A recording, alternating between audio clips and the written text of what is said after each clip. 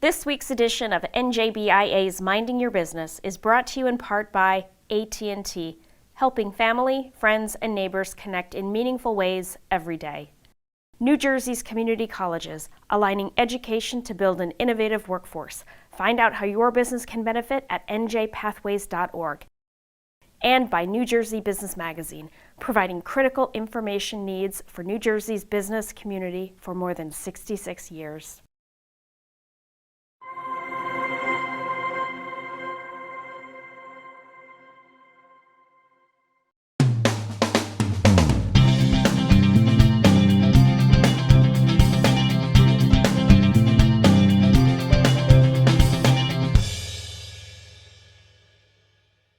Welcome to NJBIA's Minding Your Business. I'm Bob Considine. Well, if you run a small to mid-sized business and your cash flow planning management is lacking a bit, there's help for you in the form of artificial intelligence.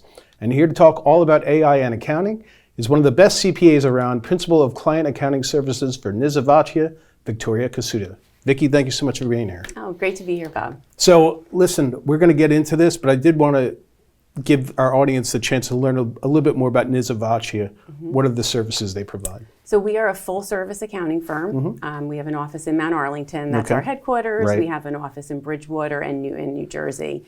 And by full service, we provide audit and tax services.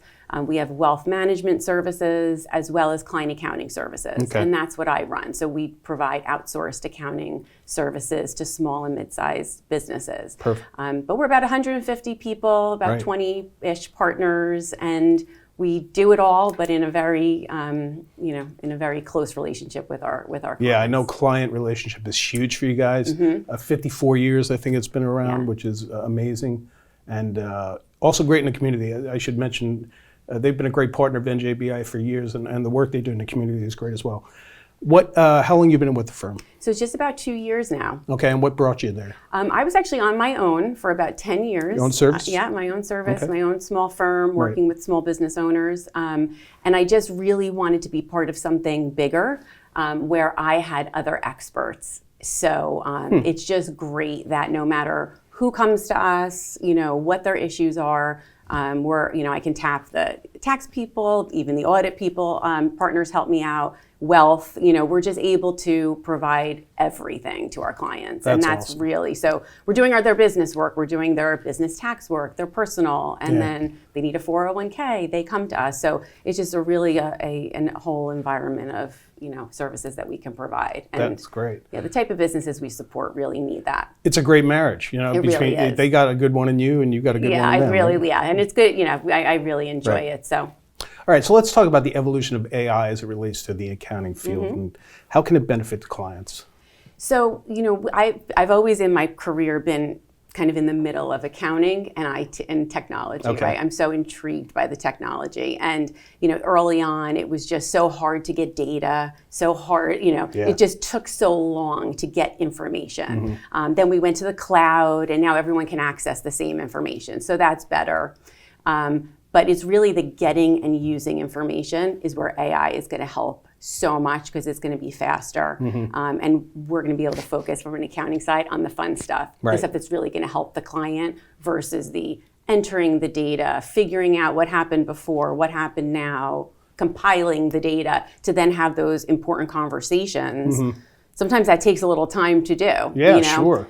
So now we're going to be able to do it faster and really help the clients run their businesses, which we do today. But it's just going to be faster, more succinct, and more forward-looking versus what happened in the past. Right. So looking ahead, not back so much. Exactly. And when you kind of talk to clients about how this can help, or what is their reaction? Is like, well, that makes sense, or like, oh, AI, that's a little confusing. It just depends. We have a lot of different clients, clients that have been in business for a long time are just kind of like, I've never really needed that. I look at my bank account and that's how I know how I'm doing, right? and we try to get them away from that. And then we have a lot of startups, private equity coming in, investing in companies, and they're looking to just do things better, faster.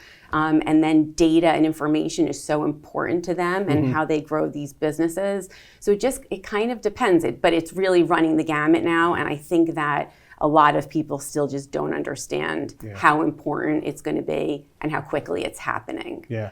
Do you find that sometimes like people are like, I'm interested in this, but I don't know where to start? Yes.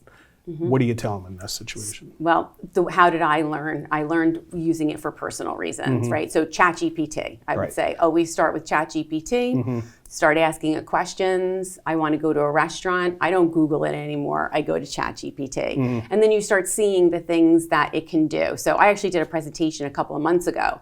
And within the 3 months that I was preparing for this presentation, it evolved in the 3-month period. Suddenly it was answering questions, then it was giving me a file, a Word document, creating it and giving me the information, right? So it's just so fast, but I was able to learn what the capabilities are by asking it, planning trips, just personal things. So I think that you just get a lot out of it that way. And then you start thinking about what are procedures in my company, what are tasks that I do on a daily basis that it's just, this is taking me an hour every day to do. And then that's how you start thinking about how you can automate it.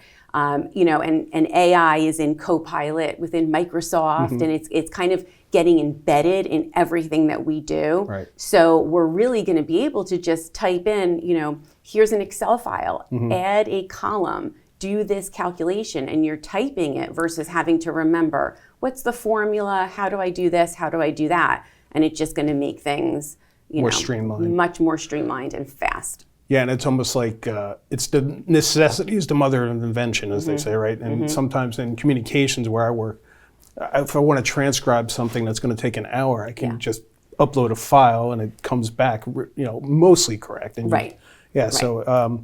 And I was also laughing at when you said your presentation was changing. You were probably like, let's get on with this thing before it changes again. It was really like, even I used AI to create the template, right? And then 3 months later, I'm like, I could have made a much better template, but I'm like, I'm not changing it now. But it was just so fast. So that's where the speed of it is really, I try to really make that point even to everyone I work with. Like, we have to be using this. We have to be helping our clients. All the big firms are investing a lot into it. Like, it's just something that we can't ignore, nor can our clients. And they have to be open to it. So, you're saying like you want to write something and it comes back pretty good. Right? Usually. So right now it's... Unless I wrote it. Unless you write it. Right now it's pretty good and that's okay. It still got you to that point, maybe 80% faster, right? And then you tweak it to be, this is from Bob. It's not from ChatGPT.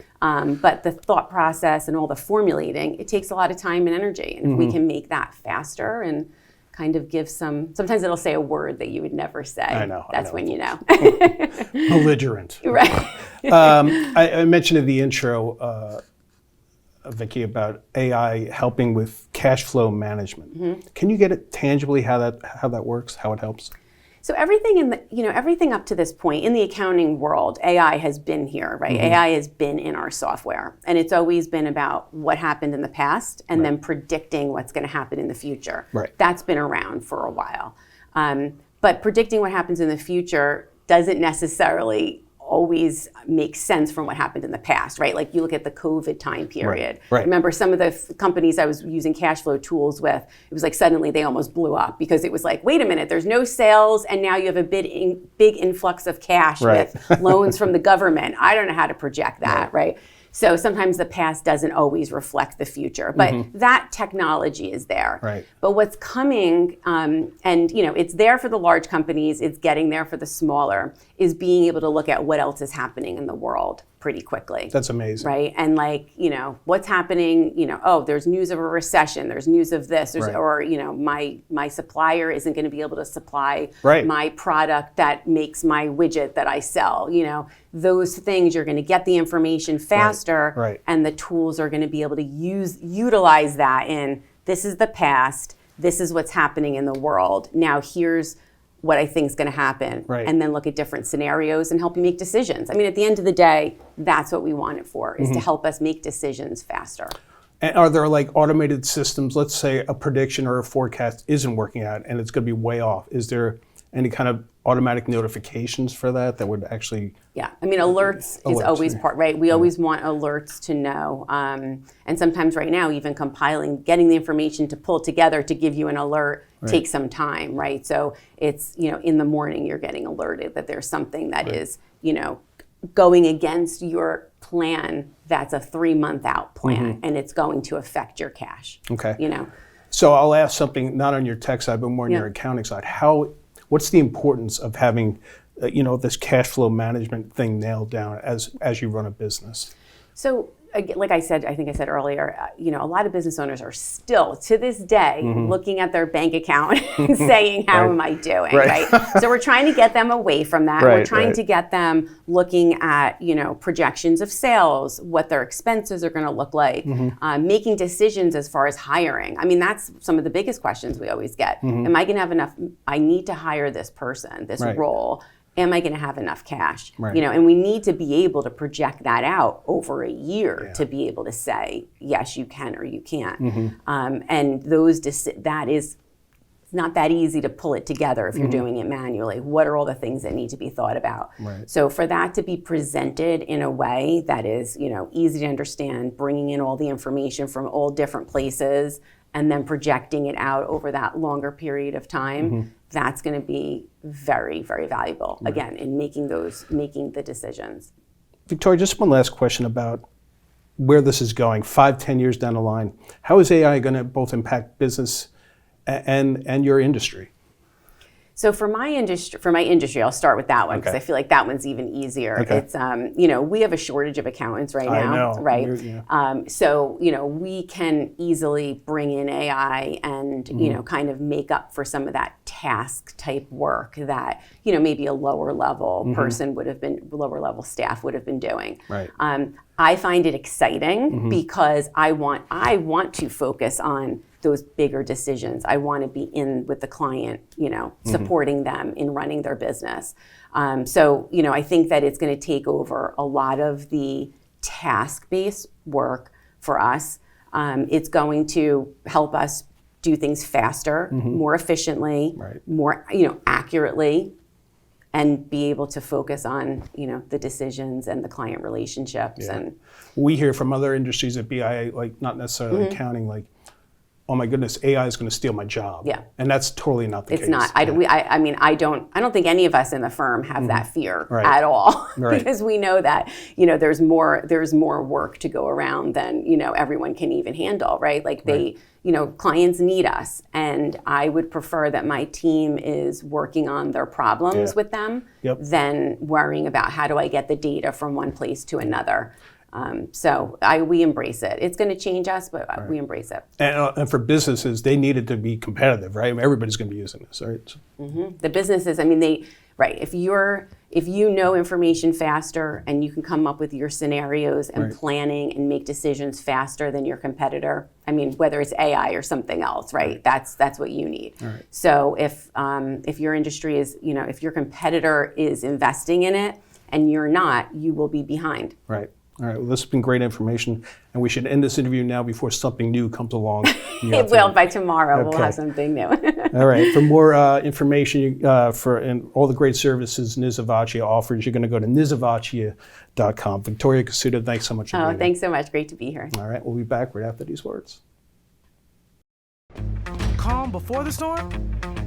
No, thank you. This is Jim's time to shine. And Mike's. And Jennifer's. Helmets? Check. Drones? Check. Checking that thing we just checked? Double check. We ain't got time to chill. We're out here driving this thing. This is when we get to work. To keep you connected. No matter what. Connect before the storm. Change how we weather them.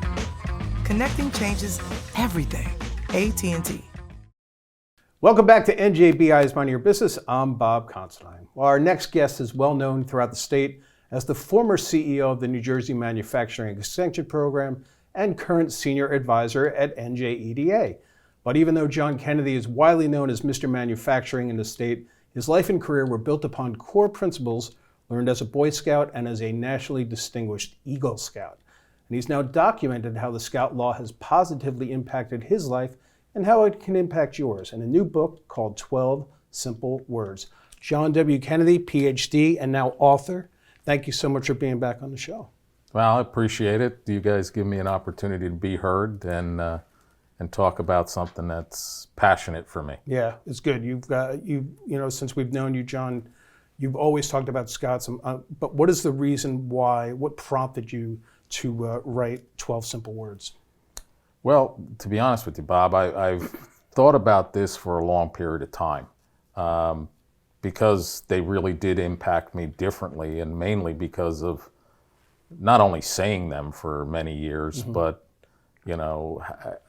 being forced to understand them at a young age. Right. And it's not just the Scout aspects of it, but my mom and I used to joke back and forth, and she would tease me in my 40s about quitting playing baseball and say, when you gonna grow up? And so I'd tease her back and I'd say, when you gonna stop bowling, Mom? And she said her 102nd birthday. Right. So that's coming up on September 4th. She's gone now, but Right. But that, and secondly, I finally figured out how to make it sound right. I'm not a big fan of self-help, motivational books. I mean, there's good things, and I've read many of them. Right. But when you're hearing from one person, like, I love baseball. And when I was a baseball player, I read The Science of Hitting by Ted Williams. Yep. That's great. 401. Right? Yeah. And, but I don't have 20/10 eyesight, and I'm not 6'4", I'm 5'7". Right. So, how did you apply it? So what I did was I got other voices. So I reached out to people that I really liked and trusted and respected and captured them in the book. Okay. Now, didn't have to be Scouts, didn't have to be Eagles. I just wanted to see if I was right when saying that words Right. can build something for you. What was your early experience? What prompted you to go into Scouts? I understand I guess your father passed away suddenly at an early age, correct? Yeah, when I was still a teen. Okay. But my dad actually was the driving force because he liked Scouts as a kid. And, it's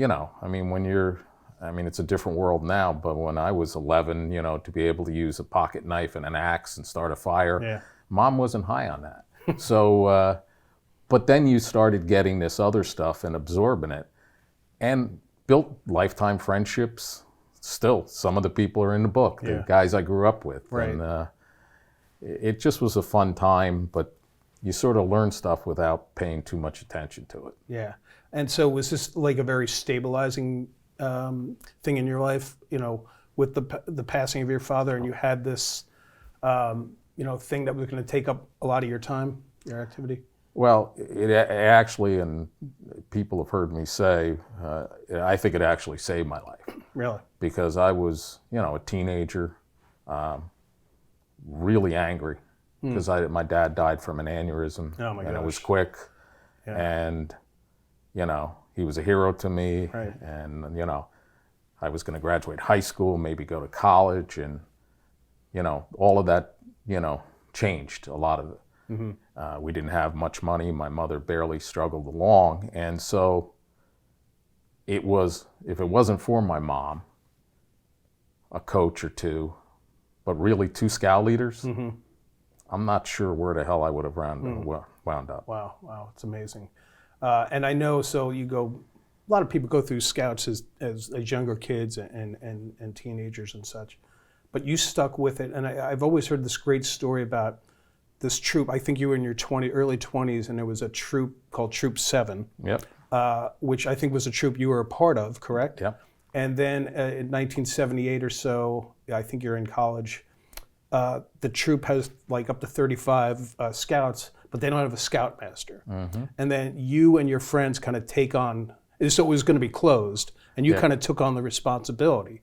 Was that you paying it back in some way, and how did that kind of frame your go-forward path going forward? Well, yeah, it's funny. We went to a meeting just to say hello. Right. And we left the meeting as Scoutmasters. My buddy Bob Beeman and another friend, Dave Carey. Right. Wasn't our intent. We knew nothing about running a troop except we were good hikers and campers. Right. But, the thought process then was, how can Troop 7 disappear? Right. And it's hard for any organization to keep leaders. So, Absolutely.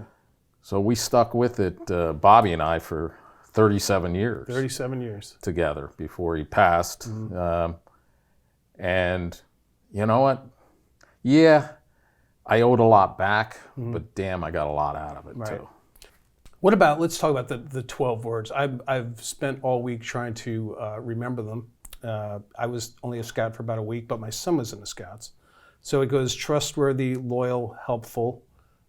Stop me when I'm wrong. It is friendly, courteous, kind, obedient, cheerful, thrifty, and help me out, folks. Don't give it away. Brave, clean, and reverent. That's the 12. All right, so I know this because on any given day, I'm not 2 of these things. I've just aspired to be. So these 12 words, how can they impact people who aren't even Scouts? And what do they mean for you? Well, you know, I was, years ago, you know, we all said them like it was one word, like supercalifragilistic. Right, and that's not happening. You know, and I had a scout leader, Dennis Spencer, who stopped me and said, sit down. And we spoke about each word. And what he suggested was I go and look them up. And I did. And I still have that scout handbook, and I wrote the definitions. Right. But you know what? The definitions didn't mean all that much to me. Okay. But he pushed me to stop and listen. And one of the things he said to me was very interesting. He said, most laws tell you what not to do. Don't speed, don't do this, don't do that. Right. You know, he goes, but the scout law assumes that you as a scout are these things. At 11 years old, you're like, wow. Right. Right. And so I spent a lot of time thinking about the words, and I found that they're powerful all by themselves, trustworthy. What does that really mean to you?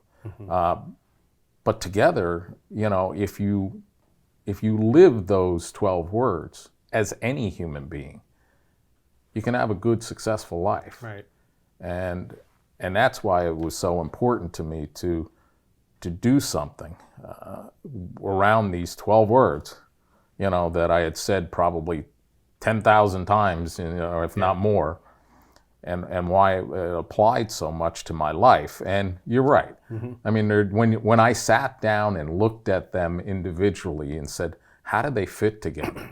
How does it come out there? Which one's my favorite? Right. My favorite was always trustworthy, but was it because it was the first one? You know? To remember. Right. So you sort of played.